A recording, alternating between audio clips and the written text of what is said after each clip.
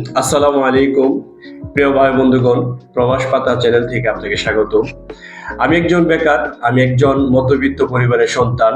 আমার বিদেশ যাওয়ার সিদ্ধান্ত হয়েছে, আমি পাসপোর্ট বানাইছি। এখন এই মুহূর্তে আমার কি সৌদি আরব যাওয়া ঠিক হবে? চলুন এই বিষয়ে কথা বলবো।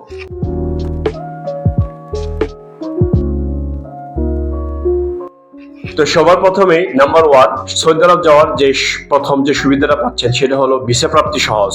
আপনি যদি সৌদি আরব যেতে চান তাহলে কিন্তু মাত্র 1 থেকে 2 মাসের ভিতরে আপনি ভিসা পেতে পারেন এবং ম্যান পাওয়ার করে ফ্লাইটের জন্য প্রস্তুত হতে পারবেন। এটা কিন্তু অনেক বড় একটা ব্যাপার। বাংলাদেশ থেকে এখন হাজারো লাখো যুবক বেকার, তারা বিশ্বের বিভিন্ন দেশে যাওয়ার জন্য মাসের পর মাস, বছর পর বছর ঘুরতেছে কিন্তু ভিসা পাচ্ছে না। আপনি কিন্তু সৌদি আরব যেতে চাইলে সহজেই ভিসা পেতে পারেন। এটা আপনার জন্য অনেক বড় একটা সুবিধা হিসেবেই গণ্য করতে পারেন। নাম্বার 2, উচ্চ বেতন। সৌদি আরব গেলে আপনি কিন্তু আপনার যদি ভাষাগত এবং পেশাগত দক্ষতা থাকে তাহলে কিন্তু বাংলাদেশের চেয়ে বাংলাদেশে আপনি চাকরি করলে যে বেতন পেতেন, যে স্যালারি পেতেন তার চেয়ে 2 থেকে 3 গুণ বা কোনো বিষয়ের ক্ষেত্রে তারও চেয়ে বেশি বেতন পাওয়ার সুযোগ আপনার থাকছে।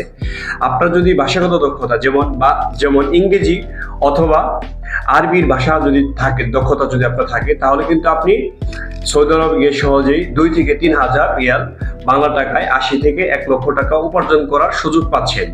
এবং আপনার যদি কাজের দক্ষতা থাকে, যেমন কনস্ট্রাকশনের বিভিন্ন কাজ, mason, shuttering, carpenter, plumber, welding, electrician, এই সমস্ত কাজ যদি জানা থাকে, আপনি কিন্তু সৌদি আরবে 2 থেকে 3 হাজার এবং কোনো ক্ষেত্রে আরো বেশি উপার্জন করার সুযোগ পাচ্ছেন। আমরা অনেকেই ইউরোপের নন চেনজেন কান্ট্রিগুলোতে যাই 8 থেকে 10 লক্ষ টাকা খরচ করে। সেখানে গিয়েও কিন্তু 400 থেকে 500 ইউরো স্যালারি হয়, যেটা বাংলা টাকায় ক্যালকুলেট করলে 50 থেকে 60 হাজার বা 70 হাজার 80 হাজার টাকা স্যালারি আসে। ঠিক সেম স্যালারিটা কিন্তু আপনি সৌদি আরব গেলেও পাচ্ছেন। এর জন্য আপনার দরকার হবে প্রয়োজনীয় দক্ষতা, অর্থাৎ ভাষা দক্ষতা এবং কাজের দক্ষতা। আশা করি বিষয়টি বুঝতে পেরেছেন। নাম্বার 3, দীর্ঘমেয়াদী থাকার সুবিধা এবং সৌদি আরব থেকে উন্নত রাষ্ট্রে সহজে যাওয়ার সুযোগ।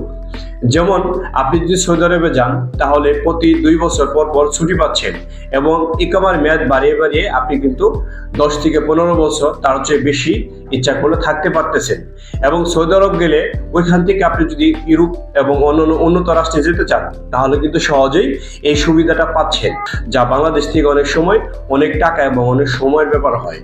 আপনি সাধারণত সৌদি আরব থেকে যদি ইউরোপে যেতে চান তাহলে 3 থেকে 5 মাস সময়ের ভিতরেই আপনি যেতে পারেন। এক্ষেত্রে আপনার ইকামা এবং কফিলের অনুমতির প্রয়োজন থাকবে। নাম্বার 4, এটা অনেক বড় একটা সুযোগ যে সৌদি আরব সরকার ভিশন 2030 এর অর্থাৎ 2030 সালের যে একটা ভিশন আছে, এই ভিশন অনুযায়ী প্রবাসী বাংলাদেশি সহ অন্যান্য দেশের মানুষরাও ইনভেস্টর লাইসেন্স করে নিজস্ব ব্যবসা পরিচালনা করতে পারে। এই ক্ষেত্রে আপনার বেশ টাকা এবং ব্যবসার অভিজ্ঞতা প্রয়োজন হবে। আপনি সৌদি আরব থেকেই নিজস্ব নামে বর্তমানে আপনি কিন্তু কোম্পানি ওপেন করতে পারবেন এবং যখন আপনি কোম্পানি ওপেন করবেন তখন কিন্তু আপনার কোনো কফিলের প্রয়োজন হবে না। তখন আপনি নিজের কফিল এবং আপনার নিজের কোম্পানিতে আপনি কিন্তু বাংলাদেশ থেকে কর্মী নিয়ে কাজ করাতে পারবেন।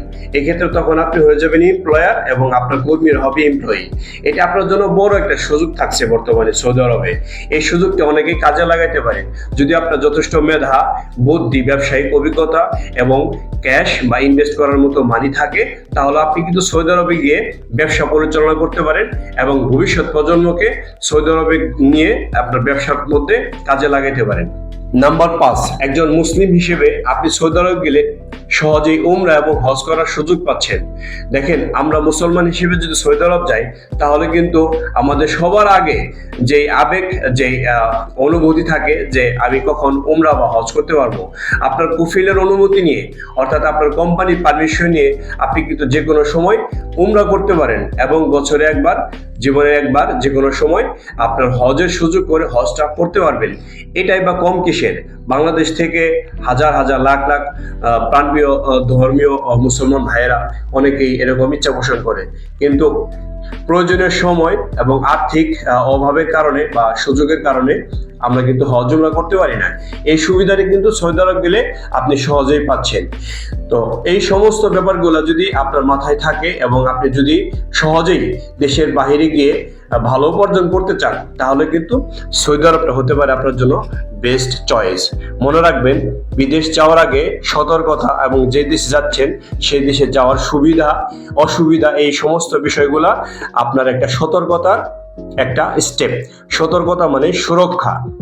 ধন্যবাদ প্রবাস পাতা চ্যানেলের সাথে থাকার জন্য।